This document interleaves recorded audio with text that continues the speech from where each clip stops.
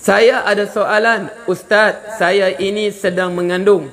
Tak lama lagi akan melahirkan. Moga-moga Allah rahmati. Okey, yang mengandung dan yang dikandung. Allahumma amin. Tetapi sekarang saya rasa bimbang kalau saya meninggal selepas bersalin. Oh, ada perasaan tu. Okey. Memang benar kalau wanita meninggal selepas bersalin ini akan syahid. Betul.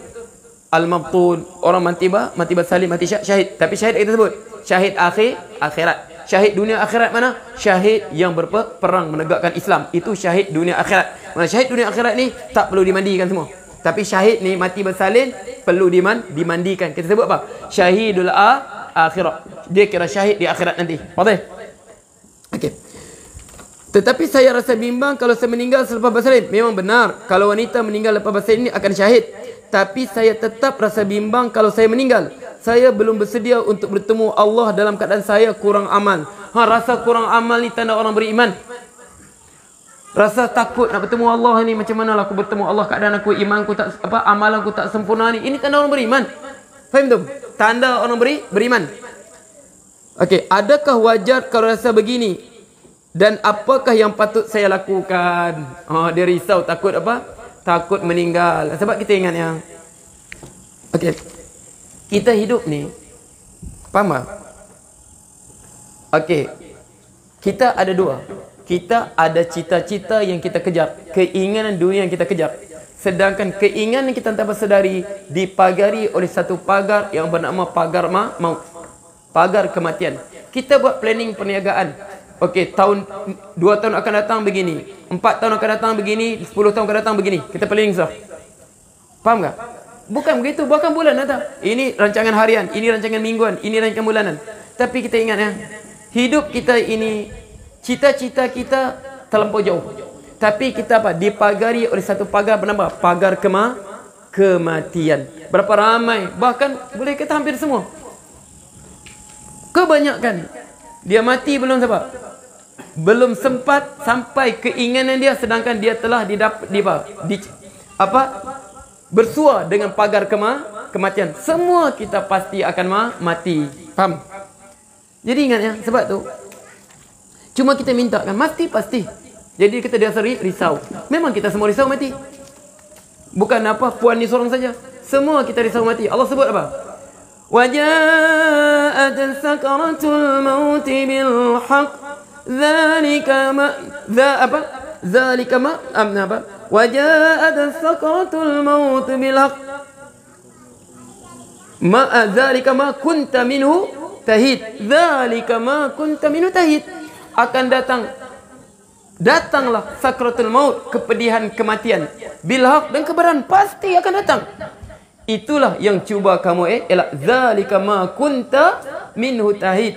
Itulah yang cuba kamu elakkan. Sebab tu Rasulullah pernah sebut, man ahabba liqa Allah ahabba Allahu liqa'ahu. Siapa yang cinta bertemu dengan Allah, Allah pun cinta bertemu dengan dia. Allahumma ja'alni minal maqsudin, Allahumma amin. Wa man kariha liqa Allah kariha Allahu liqa'ahu. Siapa yang benci untuk bertemu dengan Allah, Allah pun benci untuk bertemu dengannya. Jadi Aisyah kata, ya Rasulullah, kulluna nakrahul maut. Semua kita takut mati. Kita semua takut mati ya Rasulullah. Sebab itu memang fitrah kita. Sebab Allah sebut, وَجَاءَتْ سَكَرَةُ الْمَوْتِ بِالْحَقِّ ذَلِكَ مَا كُنْتَ مِنْهُ تَحِيدٌ. Itulah yang cuba engkau elakkan. Macam mana? Kalau kita takut mati ni. Sebab takut mati terlampau lah. Sampai masjid ditutup, tak boleh solat Jumaat. Tak boleh solat Jumaat, nak salam pun tak boleh, takut mati. Berjalan orang pun tak tahu dia ni senyum kita kah? Sebab apa? Tamassumuka fi wajhaki sadaqah. Senyuman engkau pada wajah saudaramu itu sedekah. Tak tahu dia senyumkan apa. Dia senyumkan muka marah, sebab tutup terus muka. Jumpa pun tak boleh salam, begini saja. Sunnah apa mana dia bawa pada tak tahulah. Sebab apa? Sebab takut mati. Sebab takut mati. Dzalika ma kunta minhu tahid. Itulah yang cuba kamu elakkan. Rasulullah sebut apa? Sebab fitrah kita takut mati. Boleh. Jadi Rasulullah sebut, laisal kadzalik, bukan begitu. Innal mu'min, moga-moga itulah kita. Allahumma amin. Allahumma ja'alna min maqsudin. Ya Allah, jadikanlah kami termasuk orang yang masuk ke hadis ni. Innal mu'min, orang mukmin, idza busyira bi rahmatillahi wa ridwanihi wa jannatihi. Orang mukmin apabila datang diberikan kegembiraannya, sebab malaikat datang apa? Alladzina tatawaffahumul malaikatu tayyibina yaquluna salamun alaikum. Malaikat datang nak jemput nyawanya, Allah sebut dalam keadaan baik, yaquluna salamun alaikum. Ibnu Abbas kata yaquluna salamun alaikum, mereka berkata sejahteralah ke atas kamu. Malaikat bagi salam dan juga apa?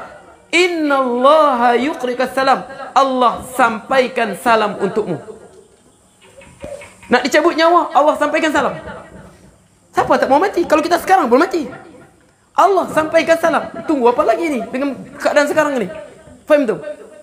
Innal mu'min idza busyira, apa diberi bergembira, diberikan kita bi rahmatillah, dengan rahmat Allah, wa ridwanihi, keridhaan Allah, wa jannati, dibuka syurga. Macam orang syahid tu. Orang syahid kan? Okey, lisyahida indallahi khisal, untuk orang gugur syahid berperang mempertahankan agama Allah. Khisal, berapa kelebihan? Pertama apa? Yughfaru lahu inda aw dafti dami, diampunkan titisan darah pertamanya, dia kena tembak, tap keluar darah itu, diampunkan semua dosanya. Wa yura maq'aduhu minal jannah, itu saja terus dibuka sudah, ini tempat kau di syurga.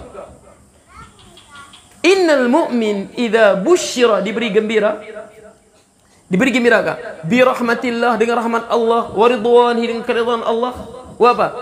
Wa jannati, dengan syurga Allah. Ahabba liqa'ah, dia tak mau sudah dunia. Biarpun dibagi pilihan, kau nak mati kah, kau nak balik dengan keluarga kau terus? Biarpun kau dibagi segala kenikmatan dunia, memang tak mau sudah waktu itu. Waktu itu, biarpun dibagi pilihan, kau nak balik kah? Tak, aku nak balik terus kepada Allah. Ahabballah, ahabba liqa'ah, waktu dia cinta untuk berjumpa dengan Allah. Fa ahabballahu liqa'ah, maka waktu itu Allah pun cinta. Fa ahabba, maka Allah pun cinta bertemu dengan dia. Faham tu? Allahumma ja'al minhum ya arhamar rahimin. Sebab tu Rasul Allah sebut pada sebuah hadis qudsi, tala ashwaqul abrar ila liqa'i, sesungguhnya orang membuat kebaikan ini, hamba-Ku yang taat padaku ni, sebenarnya mereka ni lama sebenarnya mereka buat dalam penuh kesabaran ibadat mereka ni, mereka solat, mereka berpuasa, mereka bersabar dalam amal ma'ruf, bersabar dalam nahi mungkar, mereka bersabar semua ni. Tala ashwaq, mereka sebenarnya kerinduan mereka telah lama untuk bertemu dengan aku. Wa ana ila liqa'i ashwaq, sedangkan dia tak sedar hamba-Ku ini, aku lebih merindui untuk bertemu dengan dia. Allahu akbar. Apa lagi kita mau? Allahumma ja'al maqsudin ya arhamar rahimin wa ja'alna min ibadikal mukhlisin. Jadi itu maksudnya. Jadi memang kita takut, faham? Jadi dia kata wa annal kafir, orang kafir ini, okey, idza busyira bi'adzabillah, apa diberitahu mereka dengan azab Allah menunggu mereka, wa sakhatihi, dan kemurkaan Allah, kariha liqa'ah, mereka tak mau. Mereka tak mau berjumpa Allah. Sebab tersebut, Rabbi laula akhartani ila ajarin qarib, Tuhanku, berilah aku tempoh, aku tak mau mati lagi. Hatta idza jaa ahdumul maut qala rabbi irji'un, sehingga datang kepada salah seorang kematian, salah seorang mereka kematian, yang derhaka kepada Allah, orang yang apa? Derhaka kepada Allah, biadab kepada Allah, kurang ajar kepada Allah, kurang ajar kepada Rasulullah. Hatta idza jaa ahlul maut qala rabbi irji'un, Tuhanku, kembalikanlah aku tak sanggup mati lagi. La'alli a'malu salihan fima taraktu, moga-moga ya Allah aku nak buat balik amalan soleh aku tinggal lagi, ya Allah aku tak sanggup lagi, aku tak sanggup lagi. Allah sebut apa? Kalla innaha kalimatun wa qailuha, tidak sekali-kali, itu hanyalah sekadar apa? Ucapan yang dia ucapkan saja. Sebab apa? Telah Allah bagi tempoh yang cukup.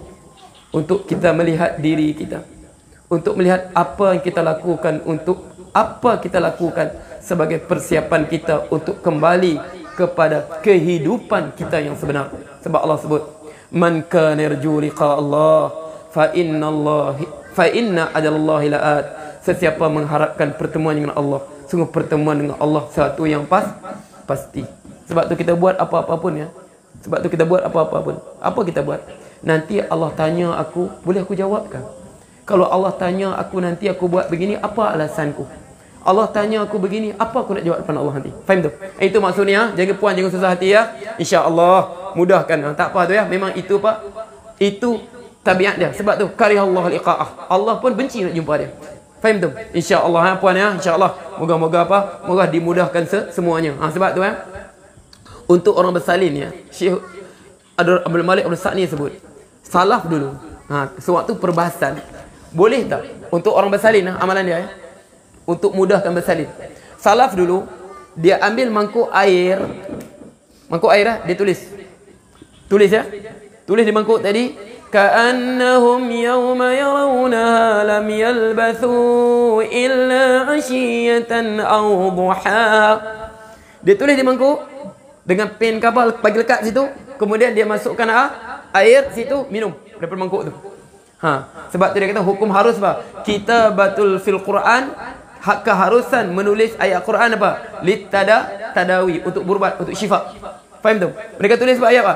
Ka'annahum yawma yarawnaha lam yalbathu illa 'ashiyatan aw duha. Tulis ayat tu, masukkan air, minum untuk orang mengandung. Moga-moga dengan keberkatan ayat Quran tadi dimudahkan bersalin. Apa maksud dia? Ka'annahum, seolah-olah mereka yauma yarawnaha, sewaktu mereka melihat hari mahsyar nanti, hari kita dibangkitkan depan Allah nanti, mereka tidak pernah tinggal di dunia mereka apa? Sekadar apa? Sepagi, sepetang. Di dunia pun sepagi, sepetang, apatah dalam rahim. Lagi singkat kan? Faham tu? Ini dia kata apa? Tabarruk dengan ayat Quran. Ambil keberkatan ayat Quran untuk mudahkan bersalin. Apa? Di mana ayat dia? Ayat terakhir surah apa? An-Nazi'at ya? An-Nazi'at. Wan-Nazi'at kan tu?